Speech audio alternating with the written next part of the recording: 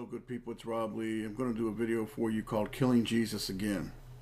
2,000 years ago, the only begotten son of the one true creator sat talking with the Roman governor Pontius Pilate. Jesus knew that he was about to be put to death, and Pontius Pilate wanted to release Jesus. They had a short but incredibly compelling conversation. Pilate asked Jesus, "What is truth?" Everybody in our modern world seems to be searching for the truth. The majority of the world claim they want the truth, but these same truth seekers will reject the truth if it disrupts their life in the slightest. They will also reject truth if they cannot comprehend it. And this is magnifold, tenfold for the majority of churchgoers. We live in a world of illusion and deceit. It starts from the time you are born and continues until the time that you take your last breath. And during this journey, only a very few are actually honored to learn a few truths about this world and some of the mysteries.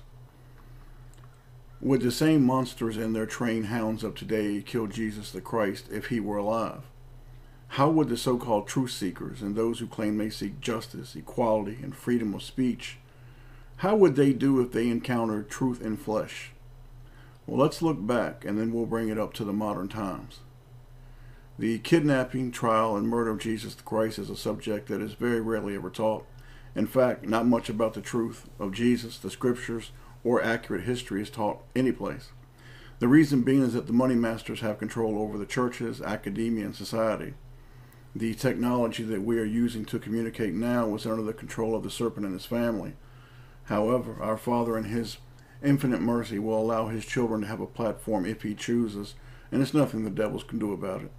But they are given substantial leash in which to try and harm and control us, and this goes for our words as well. This is why I've done so many videos about freedom of speech. The battle for our speech, the truth, your words, it has begun. In Matthew chapter 2, we found that King Herod of Jerusalem attempted to trick the wise men into revealing the location of the child Jesus. When the Almighty Father prevented it, we found that Herod was so angry that he murdered all the children that were in Bethlehem and all the coasts thereof, from 2 years old and under, in an attempt to kill the infant Jesus. This is the true nature and the extreme lengths that the devil's children will go to, so that we may be destroyed. King Herod, you will remember, was the king of the Jews at the time of the birth of Jesus Christ. So let's get to the story of Jesus Christ. And Jesus was betrayed by someone pretending to care for him, a devil. Yes, Jesus called him a devil long before Judas betrayed him. He was betrayed to the Pharisees for a mere 30 pieces of silver. 30 pieces of silver was what we would call now a couple $100. And 30 pieces of silver was the price of a slave in the Old Testament. This was mockery. On the day of the betrayal of Jesus Christ, we can logically conclude that Jesus arose early, as did all the people in that time. In those days, there were no late sleepers.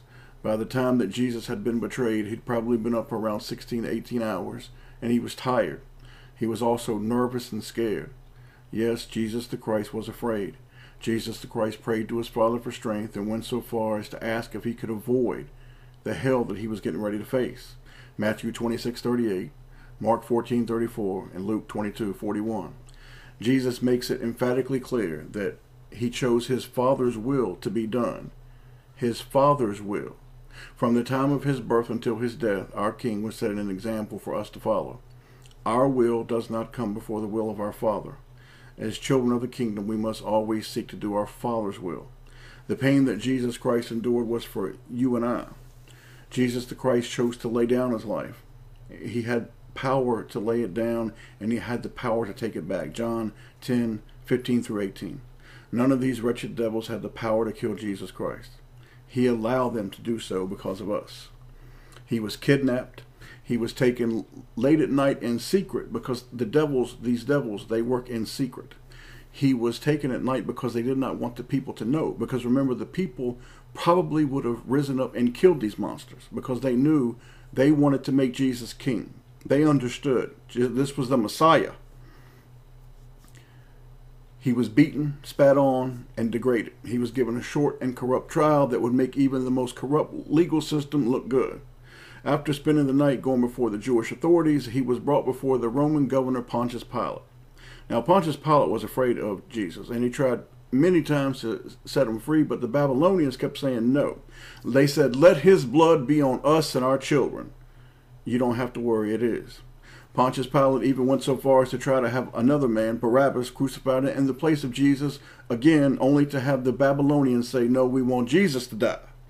Pilate was scared. He knew something was wrong. In fact, Pilate was so afraid that, in my opinion, and this also bears out in Scripture, Pilate was probably at this point willing to do anything that he could, that he didn't want to be a part of this. Pilate would have just as soon walked away. Pilate knew something was wrong.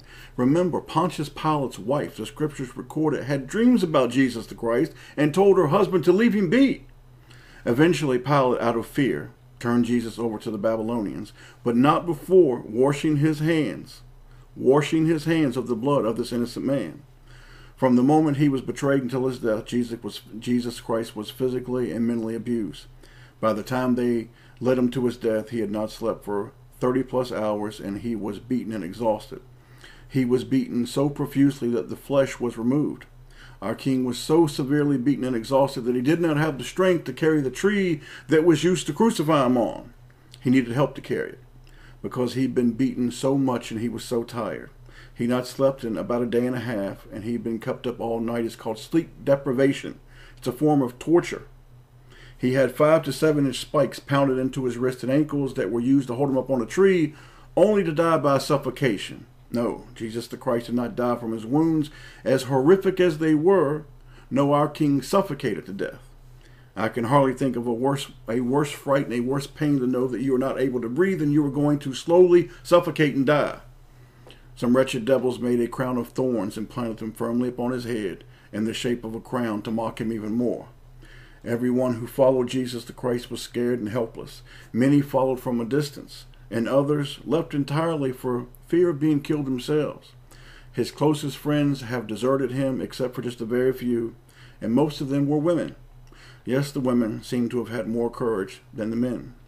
They cried and wailed as they tried to give as much support as possible to our King, Jesus the Christ.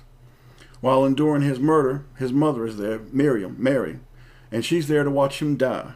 Imagine that, your own mother watching you be brutally murdered.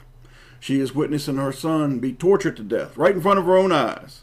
As Jesus hung there on the cross, the tree, people were laughing and mocking him. They said, so here is the supposed son of the Almighty God, but he cannot save himself. The Babylonians mocked and they laughed right up until the very end. But it was the Roman soldiers who felt pain, remorse, and pity, and they became afraid. You see, the Roman soldiers knew, their spirit knew something's wrong. And it was a Roman soldier who spoke up and said, truly, this was the Son of God. He felt fear. The Babylonians, they didn't feel shit. They felt glee. They felt glad that he was dead. Jesus Christ bravely endured this pain, fright, and even doubt. He looked into the eyes of his mother, and even though he was in excruciating pain, he had to have noticed the pain of her watching him be tortured.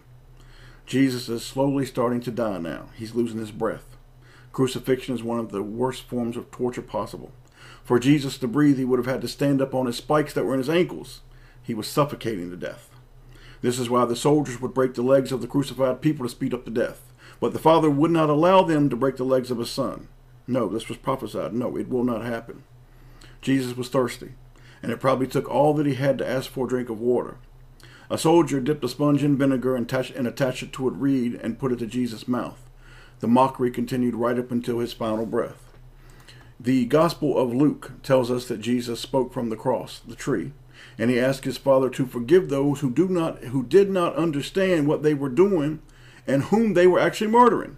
He was referring to the Roman soldiers and the Israelites who were under the spell of the Babylonian devils. And in no shape or form was he referring to the Pharisees. The Pharisees damn well knew exactly what they were doing, as we seen when they said, let his blood be upon us and our children. Eventually, Jesus gave up his spirit and he died. The Babylonians, though, were not done. They were trying to pay guards to steal his body and lie about what had actually happened. You see, the Almighty Father put angels in his tomb because he knew these monsters would try to steal his body, just as they were going to do with Moses' body. It never changes. Now let's come back to today, our time. It's almost 2019. Would the world today and the same Babylonian devils kill Jesus, or would he receive a pass? Let's say that truth became a man and took flesh form in our modern times. The truth in the form of a man went out among the people in 2019 and said, I'm going to share with you the truth. The truth. I'm going to show you how to save yourself. I'm going to teach you the real truth. The Babylonians would invite him on TV. They would put him on the shows. He would be on the internet. He would be internet sensation. He would be everywhere.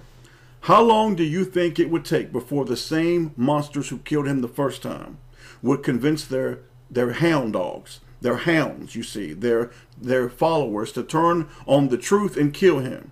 There would be a massive propaganda campaign to destroy this truth. He would be labeled, he would be told, it would be said he's evil, he's anti-Semitic, even though he is the true Semite. He would be labeled all that is wrong with the world. Truth would be laughed. The truth would be laughed at, ridiculed, and it would not take long before the truth would be locked up or killed. The people of this world would go talk with friends about this person named Truth. After watching television, some YouTube videos, of course, and discussing on social media, listening to some music, eating some poison, drinking, doping, smoking, they would tell Truth to go to hell. I'm speaking metaphorically, of course, but I know you get my point. You see, because truth did take the form of a man 2,000 years ago, and the truth was kidnapped, locked up, mocked, spit on, beaten profusely, and murdered by being suffocated to death as the people cheered for truth to suffer. Nothing's changed. Nothing has changed. However, Jesus the Christ is the way, the truth, and the life. And he is truth personified, and he will return to this world, and these monsters will have another chance to kill him. They will have another one. But they will swiftly be destroyed. Heads are going to roll and asses are going to burn. Blood up to the horse's bridle, and he will fatally strike those who have denied him.